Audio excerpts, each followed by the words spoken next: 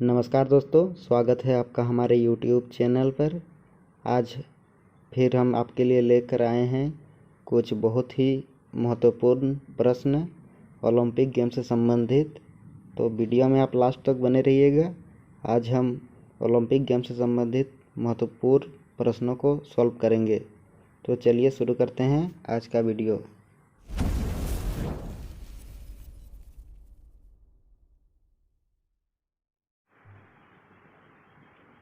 दोस्तों, Olympic games start हो गया है। तो इस बार का ओलंपिक गेम्स 2020 को होने वाला था, लेकिन कोविड की वजह से इसे 2021 में आयोजित किया गया। तो इस बार ओलंपिक टोक्यो, जापान की राजधानी टोक्यो में आयोजित किया गया है।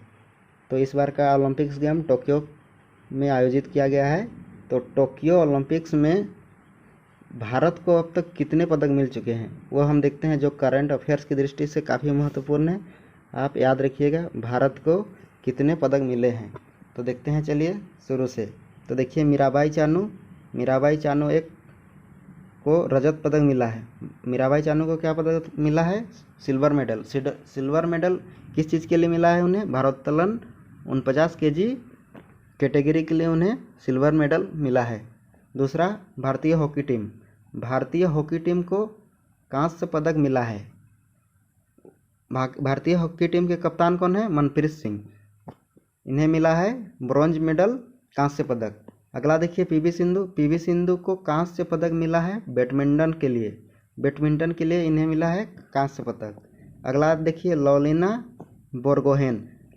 बोर्गोहेन को कांस्य पदक मिला है मुक्केबाज 69 kg कैटेगरी के लिए, लवलीना बोर्गोहेन। तो आप सभी को याद रखिएगा, ये करंट अफेयर्स की दृष्टि से काफ़ी महत्वपूर्ण है। अगला देखिए, रवि कुमार दहिया को सिल्वर मेडल मिला है कुश्ती 57 kg कैटेगरी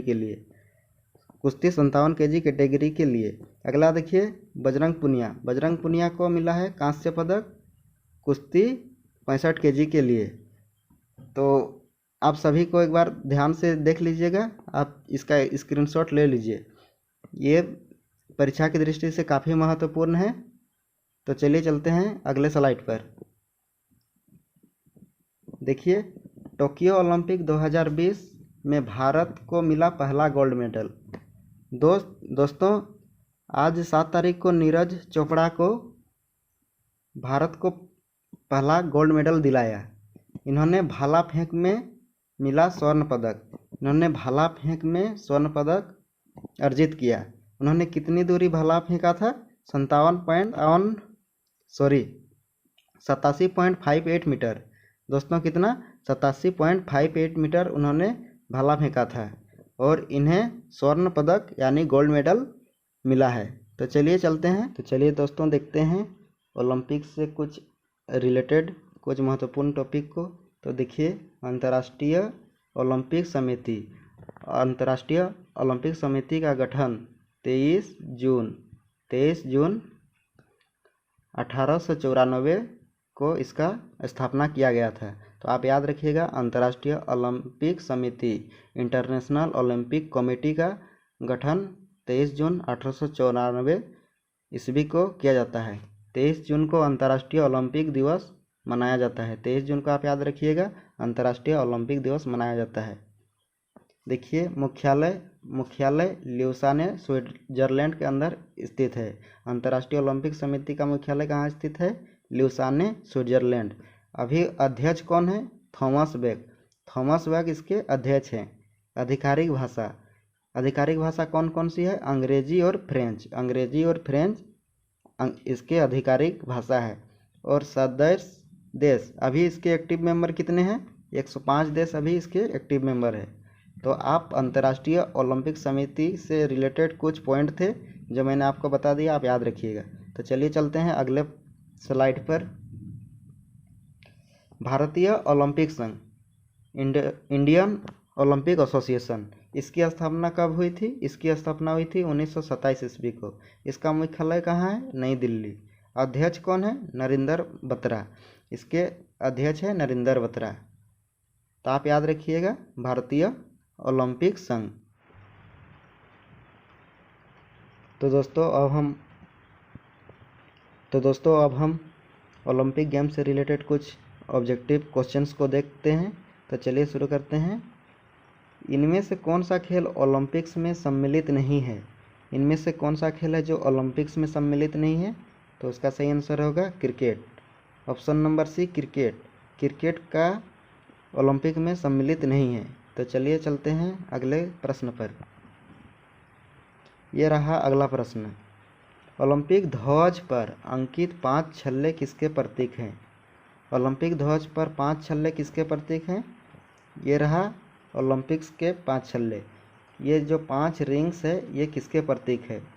तो आप यहाँ पर देख सकते हैं जो नीला कलर है वह यूरोप को प्रदर्शित करता है, काला कलर अफ्रीका को, पीला कलर एशिया को, हरा कलर ऑस्ट्रेलिया को और लाल कलर अमेरिका को। तो आप याद रखिएगा, नीला यूरोप, पीला एशिया, काला अफ्रीका, हरा ऑस्ट्रेलिया और लाल अमेरिका। आप इसे याद रखिएगा, ये एग्जाम्स में पूछता है। तो इसका सही आंसर कौन सा होगा? 5 महाद्वीपों के प्रतीक है। तो ओलंपिक ध्वज पर अंकित 5 छल्ले किसके प्रतीक हैं? तो इसका सही आंसर होगा ऑप्शन नंबर ए, 5 महाद्वीपों के। तो चलिए चलते हैं अगले प्रश्न पर। व्यक्तिगत ट्रैक मुकाबले में ओलंपिक फाइनल तक पहुंचने वाली प्रथम भारतीय महिला कौन थी? इसका सही आंसर कौन सा होगा दोस्तों? इसका सही आंसर होगा साइनी अब्राहम, जिन्होंने व्यक्तिगत ट्रैक मुकाबला में फाइनल तक पहुंची थी। इसका सही आंसर होगा Shiny Abraham, option number A. तो चलिए चलते हैं अगले प्रश्न पर। ये रहा अगला प्रश्न। 2018 में शीतकालीन ओलंपिक खेलों का आयोजन किस स्थान पर किया गया था? 2018 का जो शीतकालीन ओलंपिक्स था उसका आयोजन कहाँ पर किया गया था? तो उसका आयोजन किया गया था प्योंगयांग, दक्षिण कोरिया। प्योंगयांग, दक्षिणी कोरिया, ऑप्शन नंबर बी इसका सही आंसर होगा। तो चलिए चलते हैं अगले प्रश्न पर। ये रहा अगला प्रश्न। 22वां शीतकालीन ओलंपिक्स गेम किस देश में आयोजित किए गए थे? 22वां शीतकालीन ओलंपिक्स खेल किस देश में आयोजित किए गए थे? तो ये आयोजित किए गए थे रूस के अंदर। ऑप्शन नंबर ए इसका सही आंसर होगा रूस के अंदर। ओलंपिक चिन्ह में कितने वृत्त गोले होते हैं?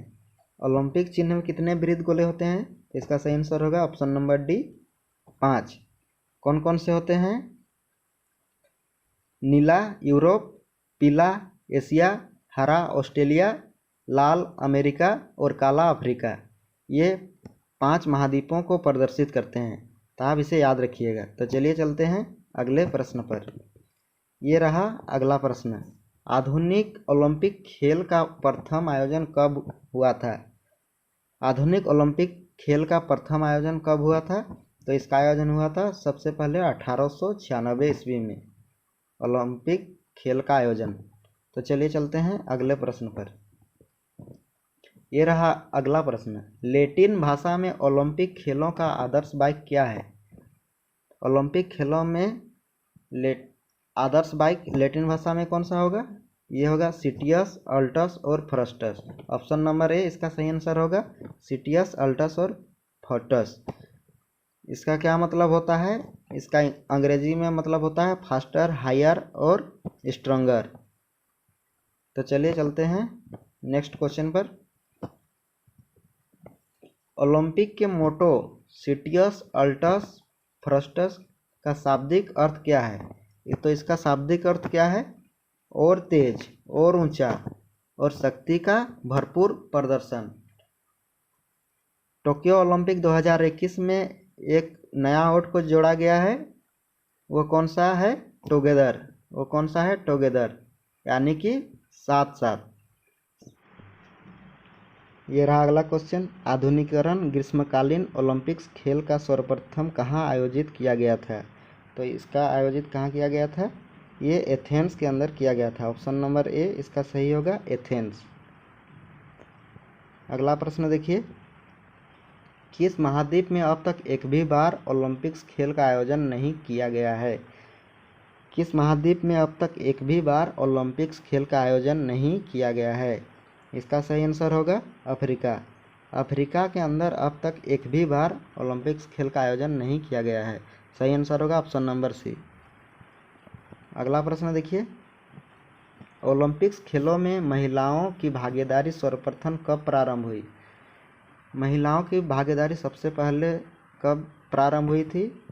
ये हुई थी पेरिस ओलंपिक 1900।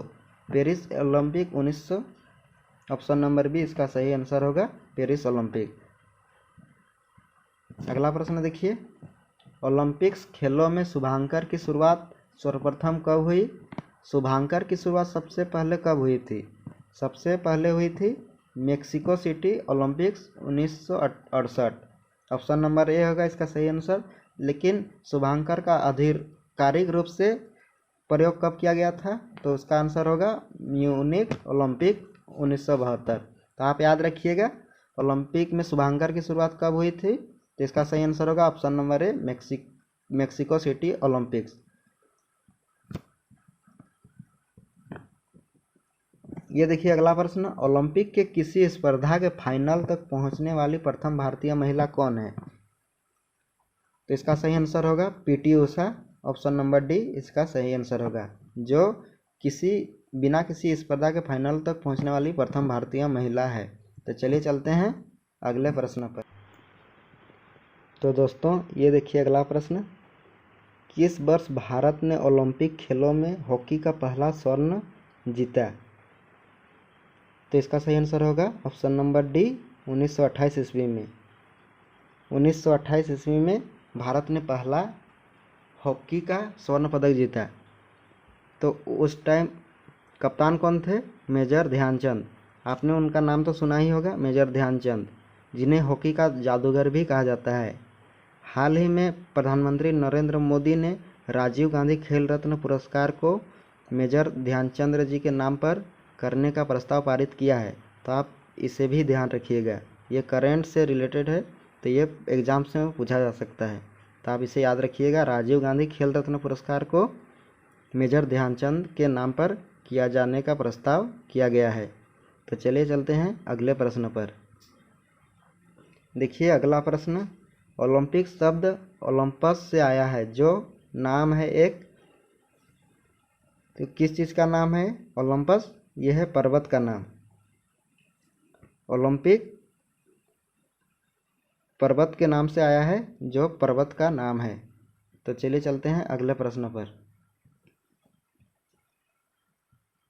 दोस्तों ये रहा अगला प्रश्न, ग्रीष्मकालीन ओलंपिक खेलों के मध्य कितने वर्षों का अंतर होता है? दो ग्रीष्मकालीन खेलों के मध्य कितने वर्षों का अंतर होता है? इसका सही आंसर होगा ऑप्शन नंबर सी 4 वर्षों का अंतर होता है। कितने